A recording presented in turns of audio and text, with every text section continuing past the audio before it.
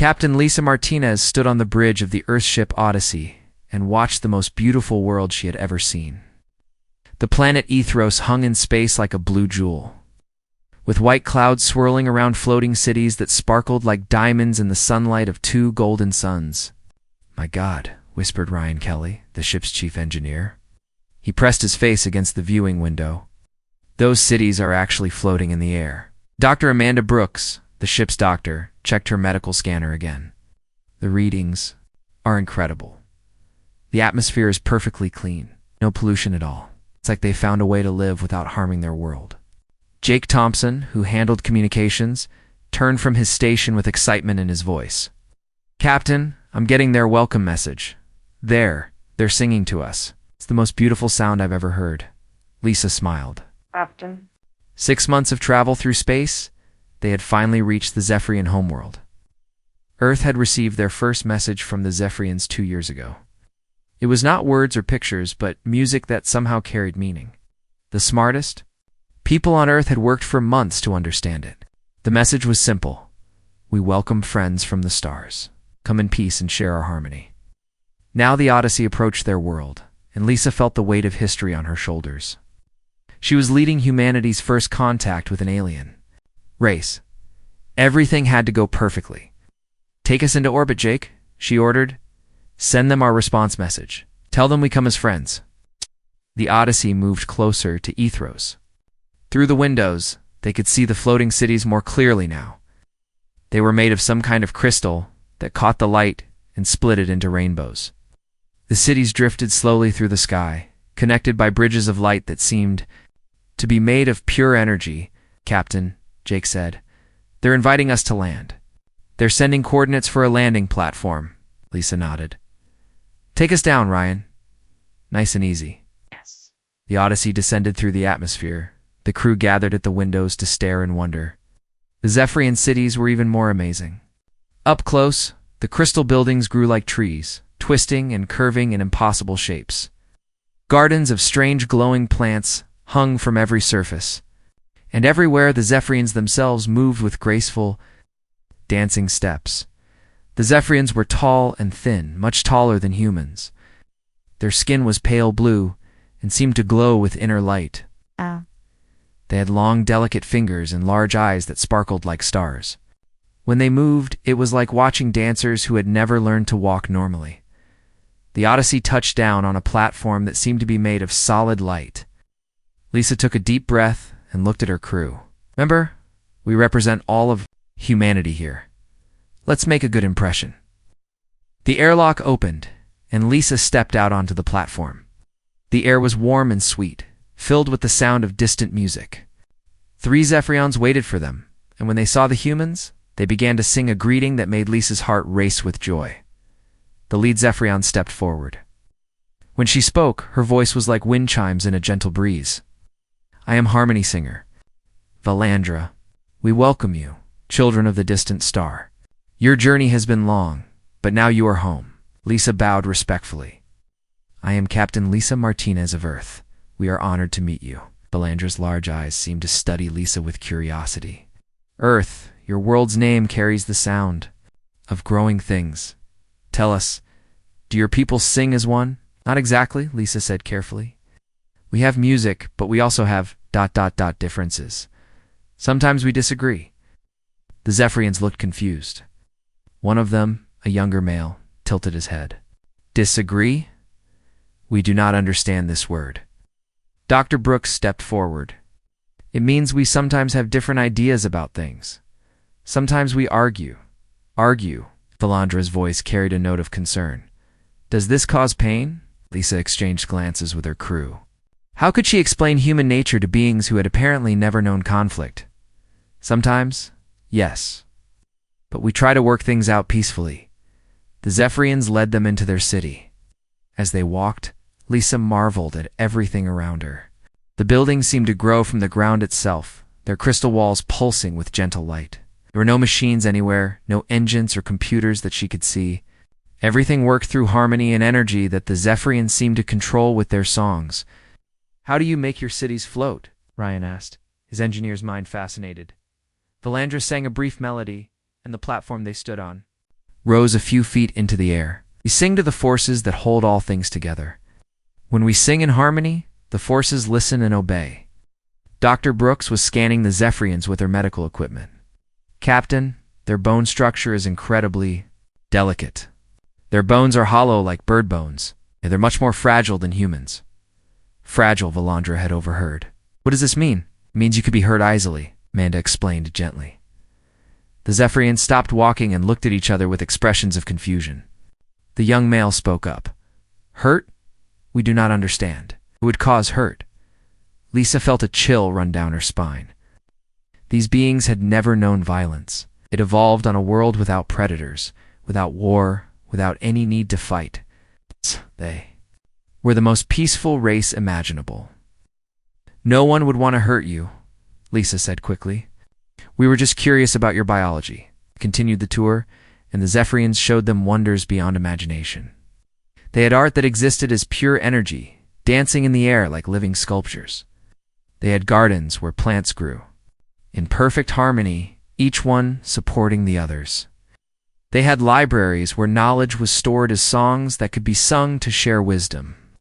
We have lived in peace for 10,000 of your years, Valandra explained as they walked through. A garden of singing flowers. Our world has no storms, no earthquakes, no dangerous animals. We learned long ago that harmony brings happiness. Jake was recording everything with his instruments. Captain, their technology is incredible, but it's all based on cooperation. They literally cannot build anything that causes harm. As the day went on, Lisa and her crew learned more about the Zephyrians. They had no police because they had no crime. They had no military because they had no enemies, had no weapons because they could not imagine why anyone would want to hurt another living being. It was late in the day when Jake's communication equipment suddenly came alive with urgent beeping. His face went pale as he read the display. Captain, he said, his voice tight with fear. Long-range sensors are detecting incoming ships. A lot of them, they're coming fast. Valandra looked at the device with curiosity. Ships. Are more of your people coming to visit? Lisa felt ice in her stomach. Jake, are they human ships? Jake shook his head. No, Captain. The energy signatures are completely unknown. Captain, he looked up at her with frightened eyes. They're armed. Heavily armed. The other Zephyrians had heard, and they began to sing in voices filled with confusion and growing fear. They had no words for what was coming, because they had never needed them. Valandra's beautiful face showed. The first expression of fear Lisa had ever seen on a Zephyrian. Armed, we do not understand. Why would travelers carry weapons? Lisa looked out at the peaceful, floating cities, at the gentle beings who had welcomed them with songs of joy. She thought about the approaching ships with their unknown weapons and unknown intentions. I don't know, she said quietly, but I'm afraid we're about to find out. The unknown ships dropped out of hyperspace like angry metal wasps. They were huge dark vessels covered in spikes and weapon ports. Their hulls were black as space itself, and they moved with the deadly grace of predators hunting prey. Captain, Lisa Martinez watched from the Odyssey's bridge as the alien fleet formed a battle line around Ethros. She counted at least 20 warships, each one 3 times the size of her exploration vessel. The peaceful, floating cities of the Zephyrians looked like fragile soap bubbles next to these monsters of war. Jake, are you getting any communications? From those ships? Lisa asked. Jake Thompson's hands flew over his controls. Yes, Captain. They're broadcasting on all frequencies. It's a message, but it's not friendly. The main screen flickered to life, showing the face of the most terrifying creature Lisa had ever seen. It was reptilian, with scales like black armor, and eyes like burning coals. Sharp teeth filled its mouth, and when it spoke, its voice was like grinding metal. I am Admiral Vexstar of the Krex Dominion, the creature said. The world below now belongs to the Krex Empire. All inhabitants will surrender immediately or face complete destruction. You have 1 hour to comply. Transmission ended, leaving the bridge in stunned silence. Dr. Amanda Brooks was the first to speak, her voice shaking.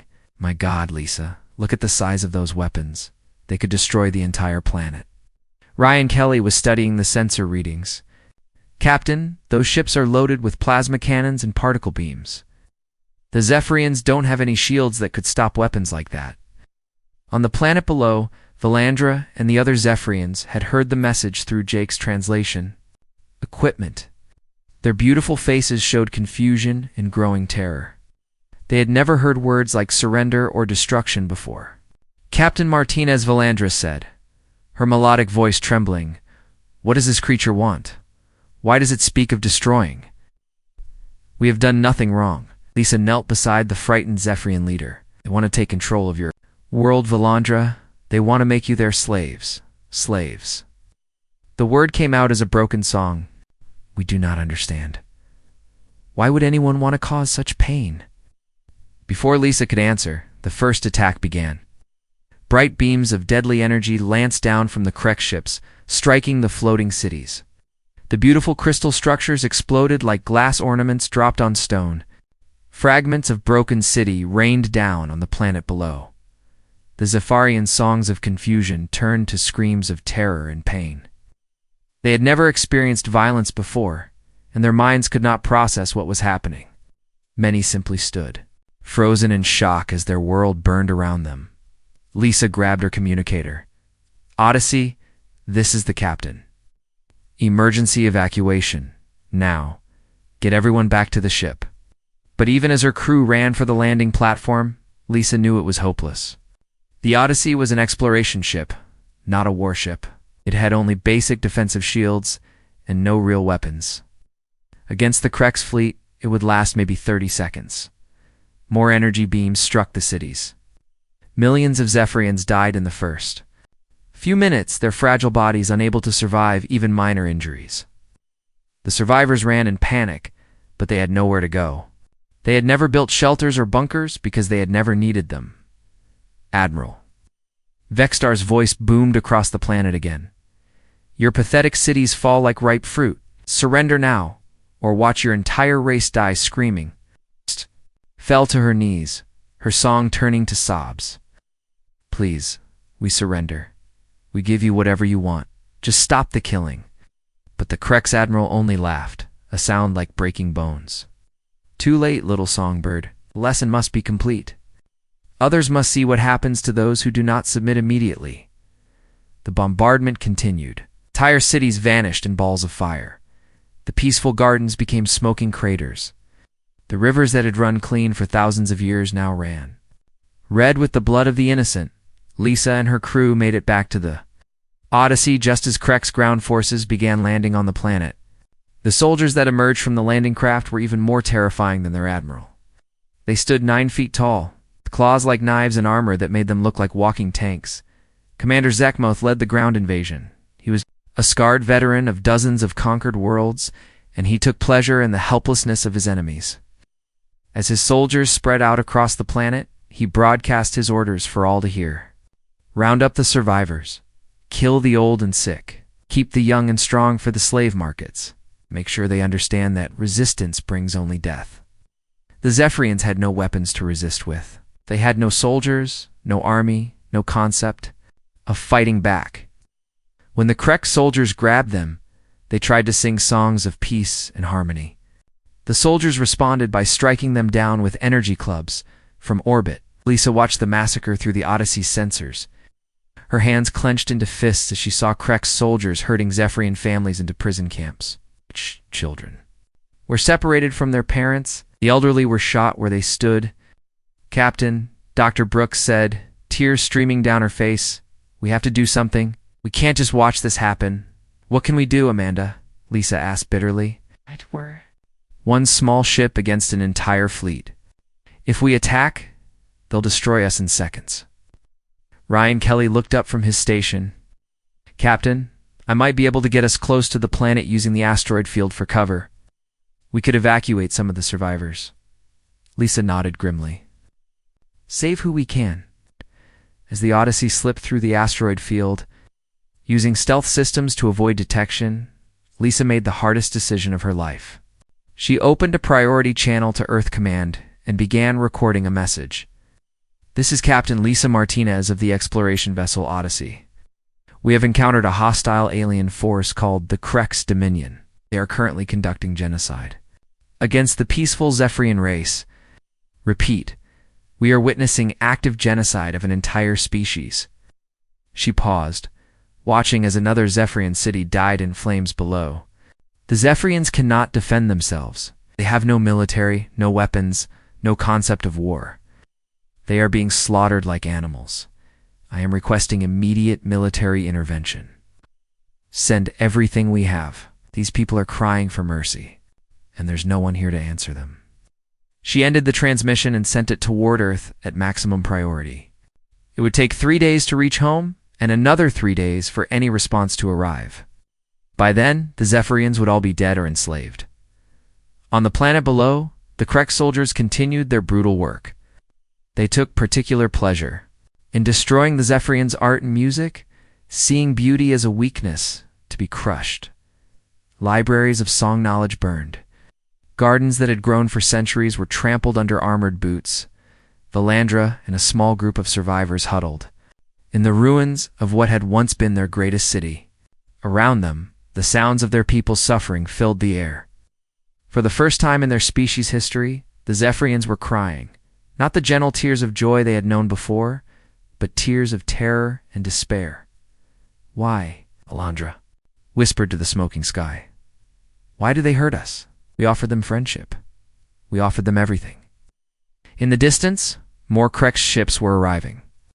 Admiral Vextar was calling in reinforcements to help process the slaves and strip the planet of its resources. The beautiful world of Ethros was being transformed into a hellscape of conquest. Jake managed to establish communication with some of the refugee groups hiding in the ruins. Their songs of harmony had become wails of grief and pleas for help. They were crying for mercy from anyone who would listen. But in the cold darkness of space, their cries seemed to echo uselessly into the void. The Krek's fleet orbited above like circling vultures, and it seemed that no help would come. Lisa stared out at the dying world and felt her heart break. Somewhere out there, Earth was going about its daily business, unaware that an entire race was being murdered. By the time her message arrived and help could be sent, it would be far too late. The Zephyrians were alone with their killers, and their songs of peace had become screams of terror that no one would answer. At least, that's what everyone thought. Captain Lisa Martinez's message reached Earth 3 days after she sent it. The small communication burst arrived at Luna Station during the middle of the night shift. But within minutes, alarms were screaming throughout the solar defense network. Carol Stone was pulled from her bed at 0300 hours. She was a tough woman with gray hair and scars from the Mars Rebellion, the kind of person who had spent her whole life preparing for humanity's first real war. When she read Martinez's message, her face went hard as steel. "Get me the Joint Chiefs." On Secure Channel, she ordered her aide. "Wake them all up. I don't care what time it is." Within an hour, the most powerful military leaders on Earth were staring at the recording Lisa had sent. They watched in silence as the peaceful Zephyrian cities burned and innocent people died screaming under Krek's weapons. General Robert Hayes, head of the Marine Corps, was the first to speak. "How many ships do we have ready for immediate deployment?" Stone checked her data pad. "The Defiance is fully operational. I can have the Retribution and Vengeance ready in 6 hours, plus 12 destroyers and full marine support." "How long to reach the Kepler system?" asked General Patricia Ward. "For days at maximum burn," Stone replied. "But that's cutting it." "Close. We'll arrive with minimal fuel reserves." General Hayes slammed his fist on the table. "I don't care if we have to push the damn ships there by hand. Those things are committing genocide, and we're the only ones who can stop it." President Janet Morrison had been watching the recording again and again. Her face was pale, but her voice was steady. "Admiral Stone, you have full authorization. For military intervention, whatever you need, you get it. No limits, no restrictions." "What about the media?" asked General Ward.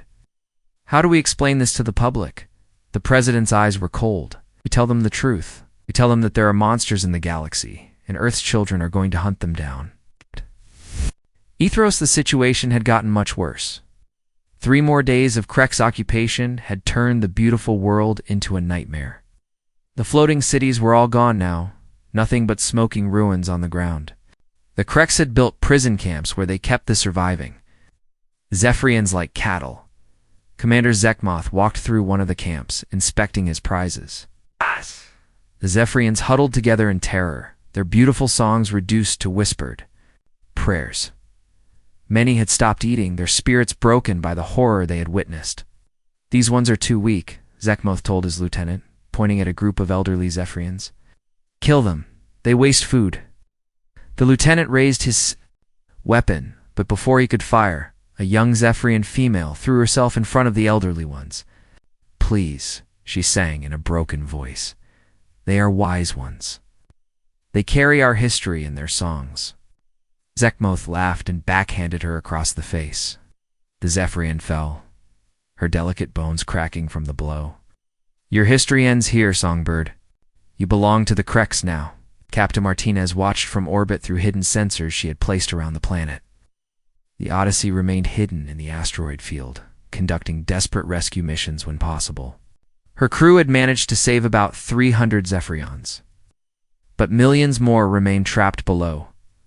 Dr. Brooks worked around the clock in the ship's medical bay, treating refugees who had suffered both physical and mental trauma. The psychological damage was often worse than the injuries. The Zephyrians simply could not understand why beings would choose to cause pain. "Their minds are breaking," Brooks told Lisa during a brief rest. "They've lived for thousands of years without ever experiencing cruelty. This is like trying to explain color to someone who was born blind." Ryan Kelly had been monitoring Earth communications, hoping for any sign of a response to their message. "Captain, I'm picking up hyperspace signatures from the direction of Earth. Multiple signatures. Big ones." Lisa felt her heart jump. How many ships? At least 15, maybe more. They're still too far out for detailed scans, but they're coming. Fast. On the planet below, Valandra sat in a prison cage made of energy bars. Around her, the survivors of her once great civilization waited to die or be sold as slaves.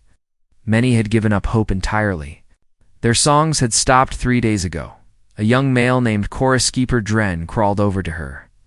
His left arm was broken, twisted at an unnatural angle by a Kreks guard who had found his singing annoying. "Harmony singer," he whispered, "the Star Friends. From Earth.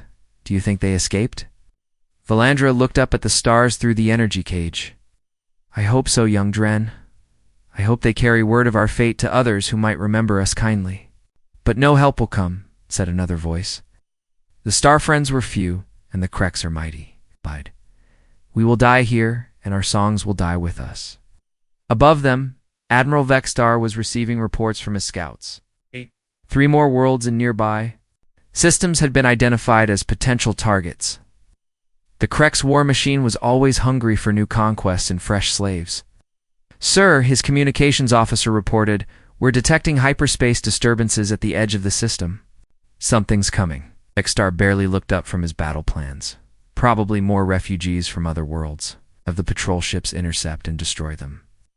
I don't want word of our conquest spreading before we're ready." "But the communications?" Officer looked confused. "Sir, the energy signatures are strange. These don't look like refugee ships. They're big and they're coming fast." Now Vexstar paid attention.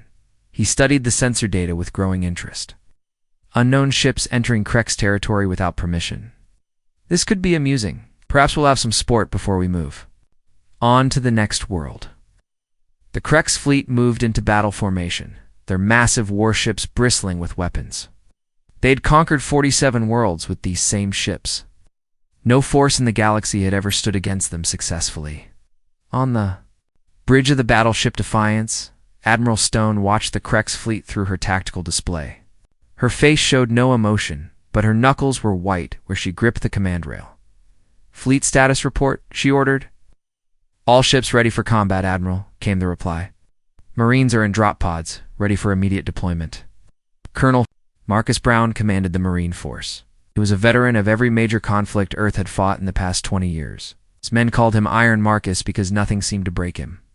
Right now, he was studying intelligence reports about Kreks ground forces. "Ugly bastards," he muttered to his sergeant, Nina Rodriguez. 9 feet tall, natural armor, claws like knives. Should be interesting. Sergeant Rodriguez checked her rifle.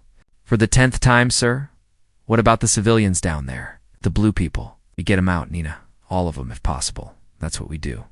His voice was calm, but his eyes burned with controlled fury. Nobody commits genocide on our watch. Admiral Stone opened a channel to the Krex fleet. Her message was simple and direct. This is Admiral Carol Stone of the Earth Defense Force. You have exactly 1 hour to cease all hostile actions and withdraw from this system. Release all prisoners. Immediately. This is your only warning. On his command ship, Admiral Vexstar listened to the message and began to laugh. The sound was like metal grinding against stone. Earth Defense Force? He said to his bridge crew. Never heard of them. How many ships do they have? 15 warships, sir? Primitive design. They appear to be some kind of exploration force that got lost. Vexstar's laughter grew louder. 15 ships against our battle fleet? These humans must be even more stupid than the singing fools below. He opened a return channel, his voice dripping with contempt. Unknown aliens, I am Admiral Vexstar of the Krex Dominion. We have conquered 47 worlds. Your pathetic little fleet will make 48. Surrender now, and we will make your deaths quick. On the Defiance, Admiral Stone listened to the Krex response without expression. When it ended, she turned to her weapons officer. Target their flagship, quantum torpedoes, full spread. Admiral, her tactical officer said quietly, they have us outnumbered 3-1. Stone's smile was cold as winter. Lieutenant, we're from Earth? We've been outnumbered before. She opened a fleet-wide channel. All ships, this is Admiral Stone. You've seen the recordings? You know what these things have done to innocent people? Krex think they're the galaxy's apex predators. She paused, looking out at the enemy fleet. Time to show them what real predators look like. All ships, weapons free. Send these bastards to hell. The human fleet moved forward, and for the first time in their history, the Krex were about to learn what it meant to face creatures born from a world of endless war. The first human torpedo hit Admiral Vexstar's flagship like the fist of an angry god. The quantum warhead punched through the Krex shields as if they were made of paper, tearing a massive hole in the ship's armored hull. Secondary explosions rippled along the vessel's spine as power conduits overloaded. Impossible. Vexstar roared as his bridge shook violently. Ow. Did their primitive weapons penetrate our shields? His weapons officer was frantically checking the damage reports. Sir, their torpedoes use some kind of quantum technology we've never seen before. Our shields can't stop them. On the bridge of the Defiance, Admiral Stone watched the Krex flagship burning and allowed herself a small smile. That's for the children you murdered, she said quietly. Then louder, all ships, begin attack pattern Alpha. What Earth's children can do. The human fleet spread out in a formation the Krex had never seen before.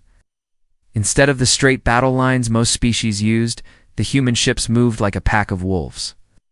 Darting in and out of the enemy formation, striking fast and hard before, disappearing behind cover, the Retribution and Vengeance flanked the Krex fleet from both sides while the destroyers moved in perfect coordination, their weapons targeting specific weak points on enemy ships.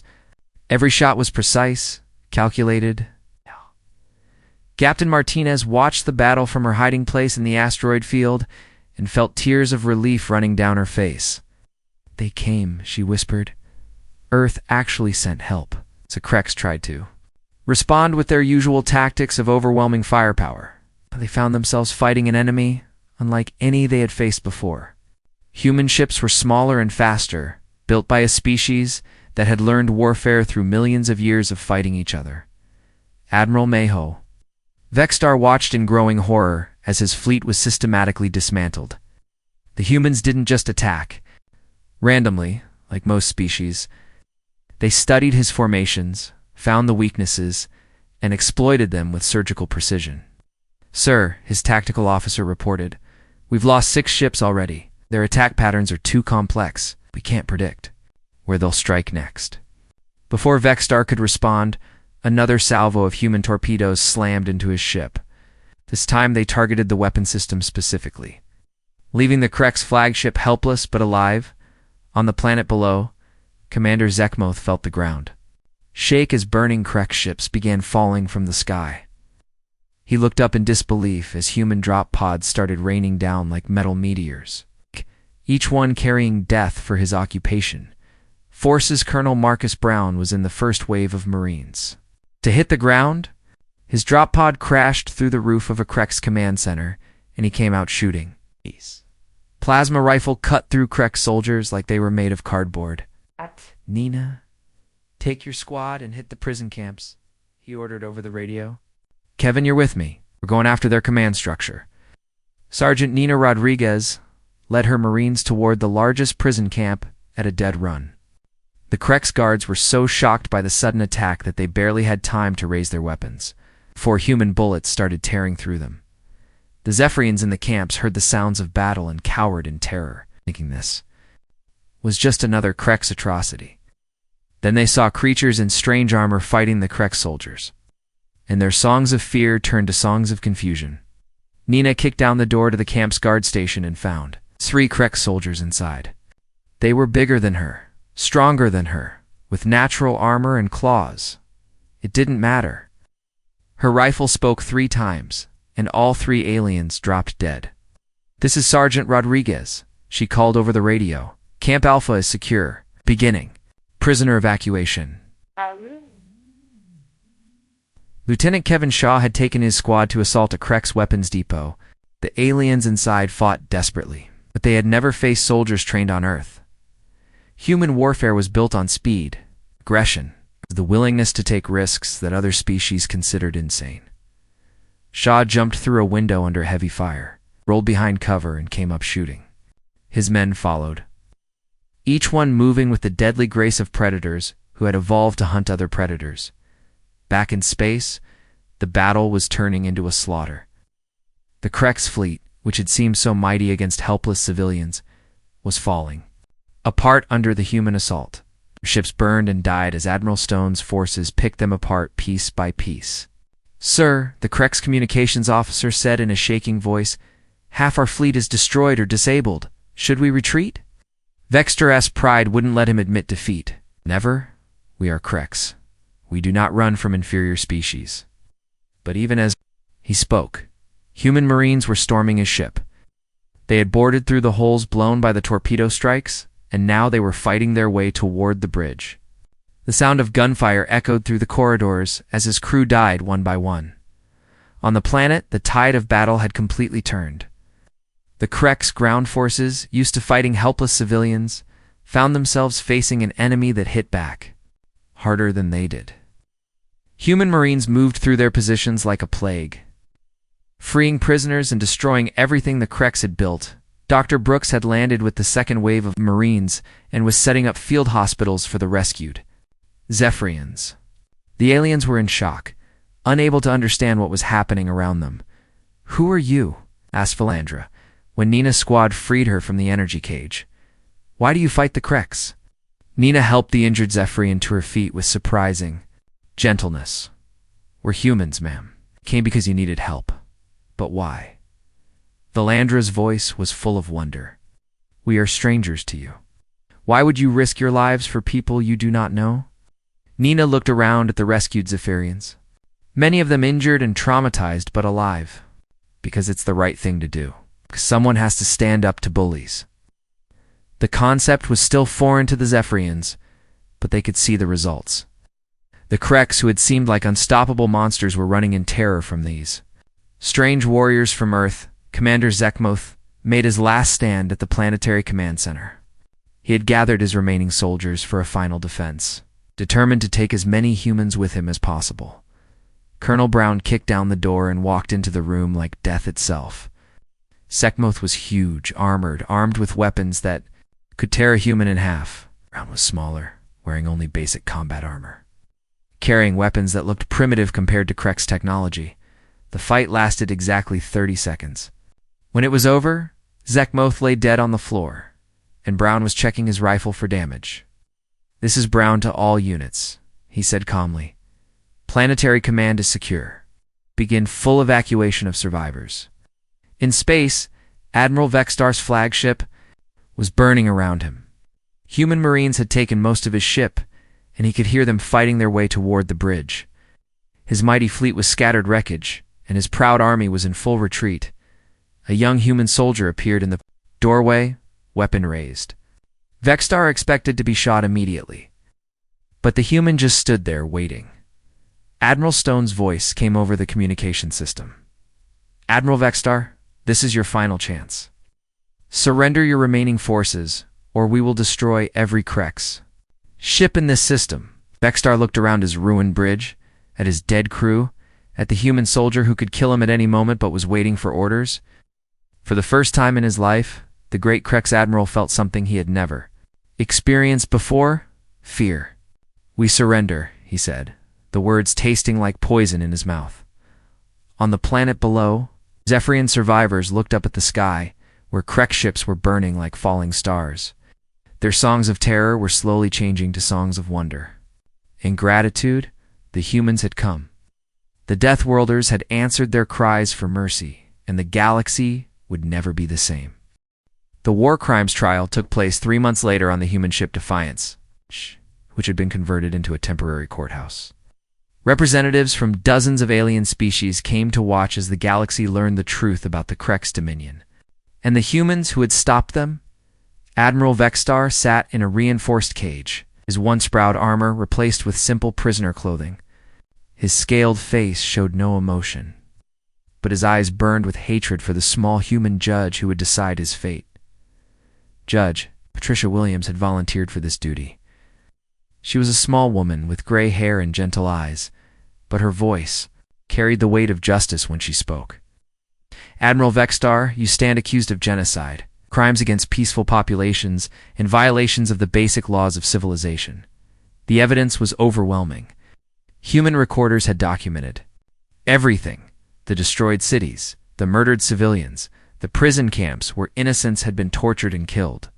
The galaxy watched in horror as the recordings played, showing the true face of Krex conquest.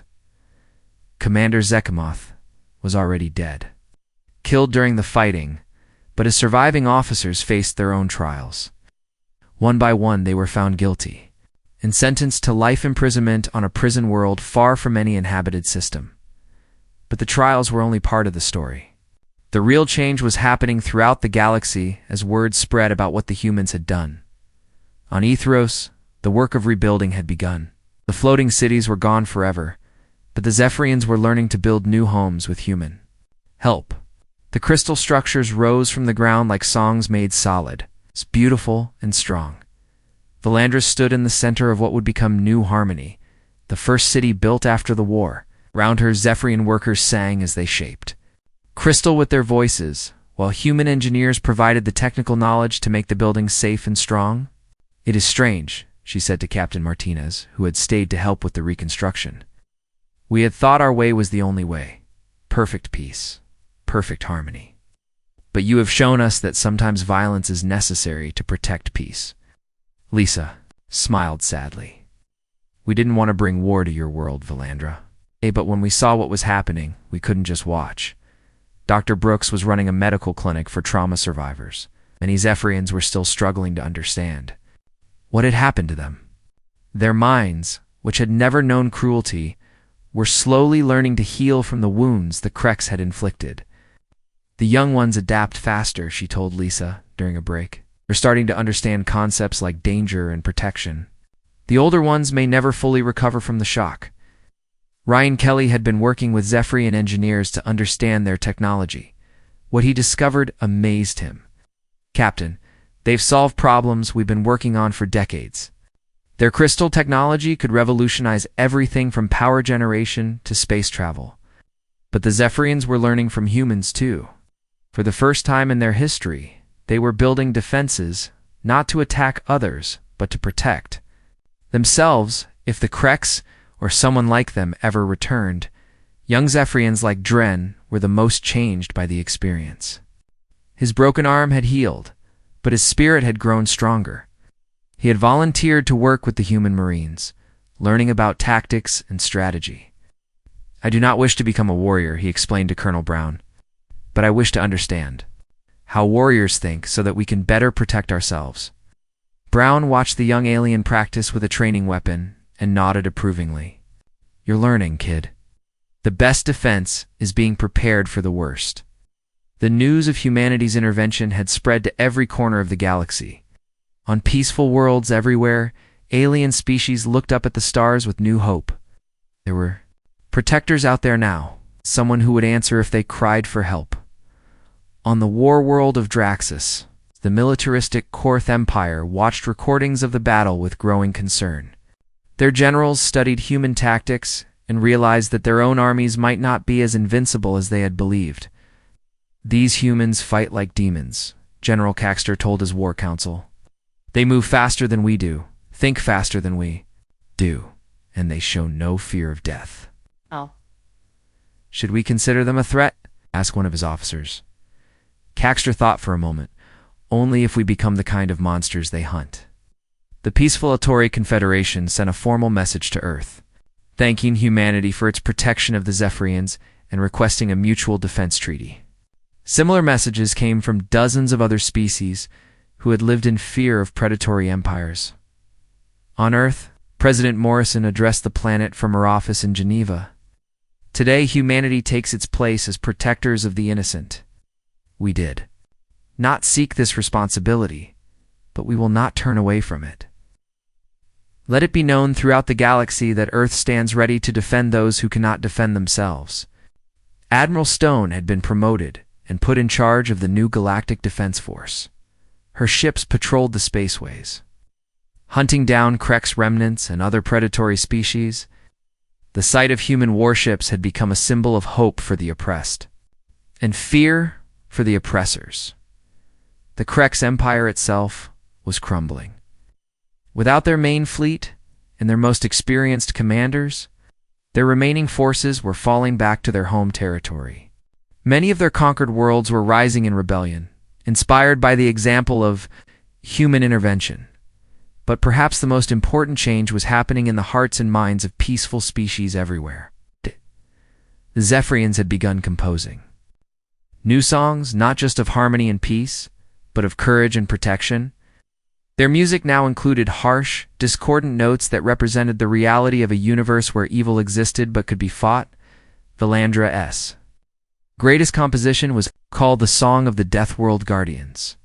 It told the story of warriors who came from a world of endless conflict, but chose to use their strength to protect the weak.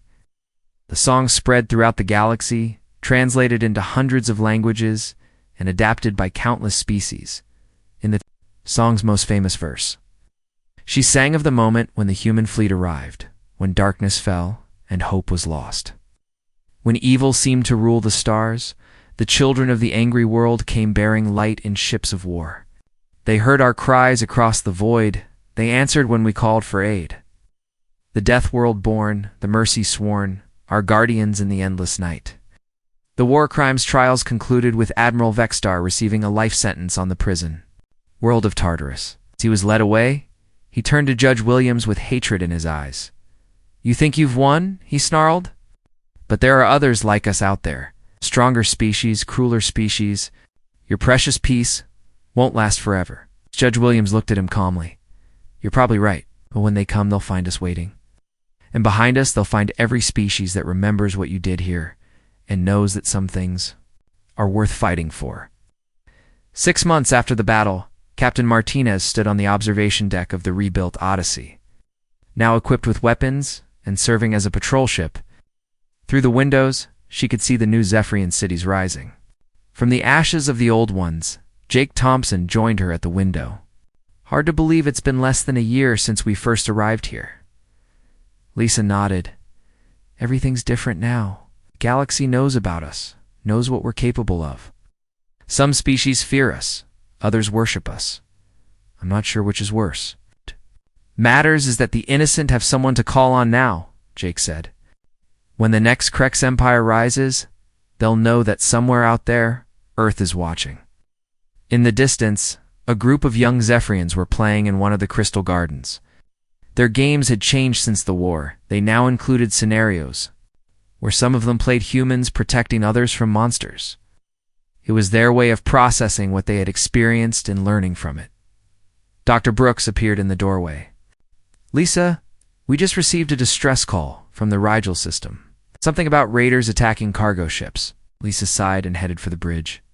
Looks like the galaxy still needs its guardians. Jake, plot a course for Rigel. Best speed. The Odyssey powered up its engines and prepared to jump to hyperspace. Valandra's song could be heard drifting up from the planet below. It was no longer just a Zephyrian song now.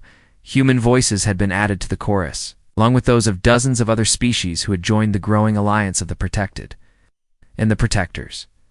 The song spoke of hope in the darkness, of strength used for justice, and of the day when aliens cried for mercy and the Deathworlders came to answer their call.